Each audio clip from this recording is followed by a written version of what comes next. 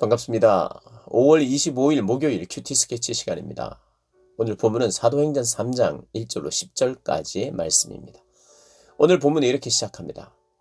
제9시 기도 시간에 베드로와 요한이 성전에 올라갈새 나면서 못 걷게 된 이를 사람들이 메고 오니 이는 성전에 들어가는 사람들에게 구걸하기 위하여 날마다 미문이라는 성전문에 두는 자라.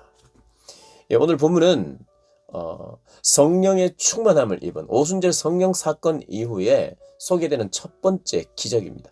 첫 번째 기적 사건이니까 또 상징적으로 또 중요한 의미가 있겠죠. 첫 번째 사역입니다. 베드로가 성전 미문에 앉아있는 나면서부터 걷지 못하는 안전뱅이를 봅니다. 그리고 그가 늘 하던 대로 구걸을 합니다. 성전 미문, 그러니까 이제 이 성전 안으로 들어가는, 성전 안으로 이 미문을 통과하여 들어갈 수 있는 사람들은 이스라엘 사람들만 들어갈 수 있습니다. 그런데 부정하다는 이유로 또 나면서부터 앉아 있다는 이유로 불구지요. 부정해서 못 들어갑니다. 결코 들어갈 수 없는 자였어요. 그러니까 이 시대에는 자기가 나면서부터 병이 걸리거나 뭐 또 불구가 되거나 그래서 부정하게 보면 그 사람은 함께 공동체의 일원이 될 수가 없어요. 참 그런 안타까운 상황 속에 있었는데 그가 할 수 있는 것이라고는 사실 이제 구걸 말고는 없습니다. 남들의 도움을 받아서 그곳에 와야 하고 또 그것에서 구걸을 해서 먹고 살아야 되는 그런 인생이죠. 그런데 그 사람을 이제 지나가다가 베드로와 요한이 봅니다. 어떻게 보게 되었냐면 그 사람은 구걸을 했으니까요. 오늘 본문에도 그가 앉아 있는 못 걷게 된 이 태어나면서부터 걷지 못하는 그 사람이 3절에 베드로와 요한이 성전에 들어가려 함을 보고 성전에 들어가려고 하는데 그들을 보고 이 구걸하는 자가 구걸을 했어요.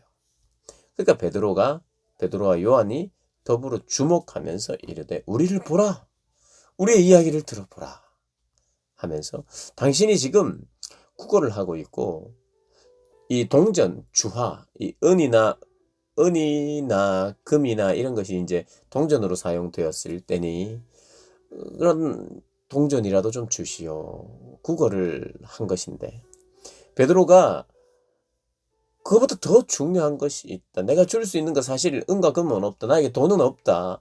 그러나 내가 너에게 줄 수 있는 것이 있으니 나를 보아라. 하면서 우리의 이야기를 들어보아라. 라고 이야기를 하는 것입니다.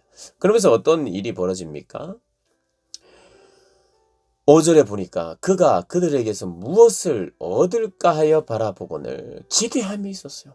기대함으로 바라봤어요. 분명히 돈을 바랬겠죠. 그가 바란 것은 어떻게 보면 돈일 것입니다.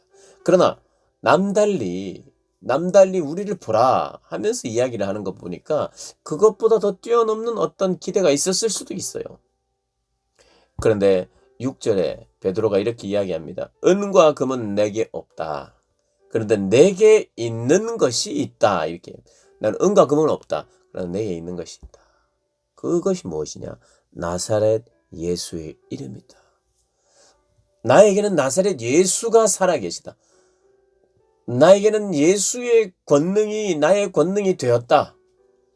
그래서 그 나사렛 예수, 나사렛 출신의 예수, 그분은 그리스도시다. 그분은 기름 부으신 자다. 그분은 메시아다. 그러니 나사렛 출신이신 그 예수님, 너희가 못 박아 죽인 예수라고 설교했던 그 예수님이 십자가에서 죽고 끝난 것이 아니라 그분은 살아서 내 안에 계시다. 내 안에 있는 것이 있다. 나에게 있는 것이 있다. 돈은 내가 가지고 있지 않지만 내 안에 계신 분이 있으니 그분이 예수님이시다. 그분이 메시아시다. 그분이 구원자시다. 그분의 이름으로 일어나 걸으라. 그 인생에 가장 필요한 것, 그러나 아무도 그 필요를 채워주지 못했던 일어나는 것, 걷는 것, 그것을 지금 명하십니다. 어쩌면 창조의 능력입니다. 그런데 이 오늘 이제 3장 이후의 본문들을 쭉 보면 베드로는 예수의 이름과 권능으로 당연히 이 치유의 역사를 이룹니다. 그런데 예수의 이름이 너무 중요한 거예요. 왜냐? 예수의 이름으로 모든 일이 일어나야 되는데 그것은 예수님께서 약속하셨던 일이에요. 예수의 영이신 성령을 보내주시면 너희가 나를 증거할 것이다. 나의 증인이 될 것이다. 나의 부활의 증인이 될 것이다. 복음의 증인이 될 것이다 말씀하셨거든요. 그러니 그분의 증인이 되어야 돼요. 모든 어떤 복음의 전도와 그리고 치유 사역과 이 모든 것이 예수의 이름으로 진행이 돼야 되는 거예요. 근데 사실은 예수의 이름으로 진행되다 보니까 이들이 잡혀갔어요. 이들이 나중에는 또 매맞습니다. 이들이 우여곡절 끝에 도망가기도 하고 핍박도 받습니다. 그리고 이들이 예수의 이름으로 이런 일들을 했기 때문에 나중에는 순교를 당합니다. 포기할 수 없고 양보할 수 없는 이름이 있으니 그것이 바로 예수의 이름이에요. 그리고 특별히 이 유대 사회의 지도자들은 예수를 못 박아 죽였고 그분이 부활하신 것을 어느 정도 알았지만 그것을 거짓말해서 제자들이 훔쳐갔다고 이야기한 상황이에요. 그러니까 예수 어쩌고 저쩌고 하는 일들이 이야기가 나오면 더 민감해져요. 그들이 감추고 싶었던 일이었기 때문에. 그리고 어떤 이들은 그걸 몰라요. 예수는 죽은 걸로 끝난 걸로 알아요. 참남한 죄를 자신이 하나님인 것처럼 이야기했다는 죄로 신성 모독죄로 죽였어요. 그리고 그냥 죽은 걸로 그냥 알고 있고 시체를 도둑 맞았다는 것 정도로 알고 있는 사람도 많았을 거예요. 그러니 예수의 이름이 다시 등장하면 민감해지고 그 입을 막고 싶어 하는 것이 이들이었어요. 그런데 예수의 이름으로만 반드시 전해야 되는 거예요. 왜냐하면 그들의 사명이에요. 근데 만약에 하나님 여호와 하나님 우리의 언약의 하나님 여호와 하나님의 이름으로 이 일을 나면서부터 앉아있던 자가 치유되는 기적이 일어났다면 이스라엘에서 유대 사회에서 그리고 유대인들에게 유대 종교 지도자들에게 칭송을 받았을 거예요. 선지자가 이제 나타났구나. 이런 놀라운 선지자가 이 선지자가 하나님의 영을 받은 여호와의 이름으로 언약의 하나님의 이름으로 만약에 이 사람을 일으켰다면 아무 문제 없어요. 그리고 오히려 추앙을 받았을 것입니다. 그러나 예수의 이름으로 일어났기 때문에 이것이 나중에 문제가 돼요. 예수는 우리에게 있어서 이단 안 돼. 그의 이름으로 이 일이 일어나다니.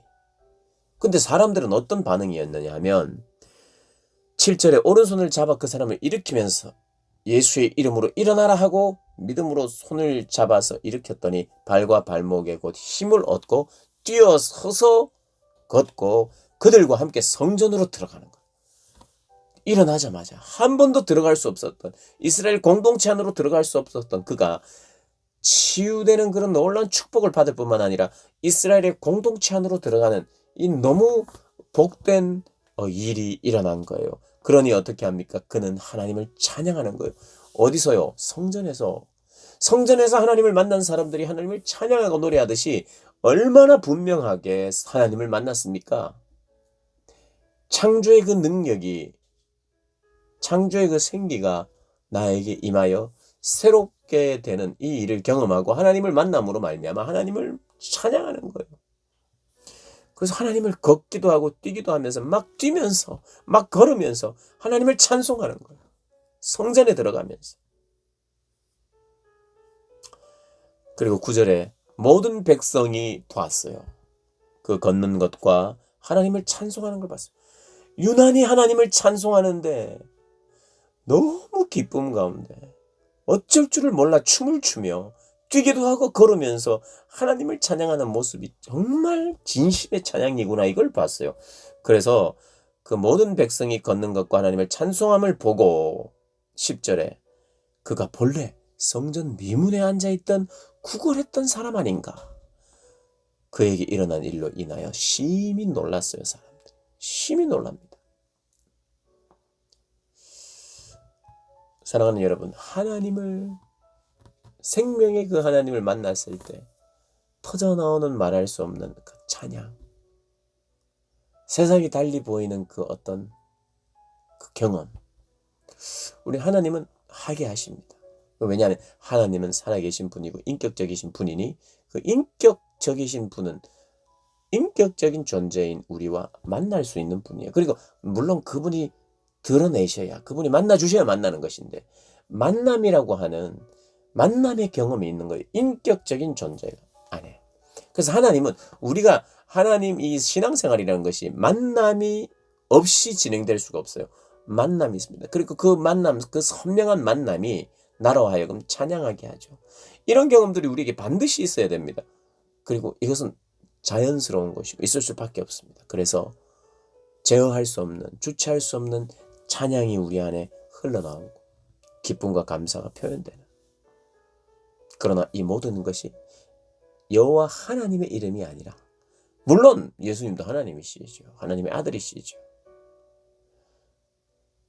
그러나 예수의 이름, 나사렛 출신이었던, 너희들이 다 아는 나사렛 출신인 그 예수, 혹시나 다른 예수로 할까봐, 아니, 너희들이 못 박아 죽인 그 나사렛 출신의 예수, 그분은 그리스도시다. 그리스도의 이름으로, 그분의 권능과 하나님 우편에서 지금도 다스리시는, 그래서 성령을 부어주시는 분, 그분의 이름으로, 그분의 권능으로 치유가 일어나는 사건이 생깁니다. 그래서 사도행전은요, 가는 곳마다 성령이 함께 하셔서 성령이 가게 하는 곳마다 예수의 이름이 드러나요. 예수가 복음이니까. 예수님을 소개하는 것이 복음을 소개하는 것이니까. 예수님이 하신 일과 예수님 앞에 우리가 어떤 죄를 지었는 것인지 회개하게 되고 새롭게 되고 그렇게 하나님 역사도 일어나는, 그래서 결국 어떤 일이 일어나든 예수님을 찬송하게 되는, 찬양하게 되는, 드러나게 되는 그런 일들이 벌어진 것입니다. 우리 안에도 그런 경험이 있고, 또 그런 경험이 있을 때 백성들에게 칭송도 받을 수 있지만 또 많은 경우에 백성들에게 핍박도 있다는 것을 기억하면서 예수의 영이 임하여 예수가 드러나고 예수를 더 알아가는 그런 복이 저와 여러분에게 있기를 주님의 이름으로 축복합니다.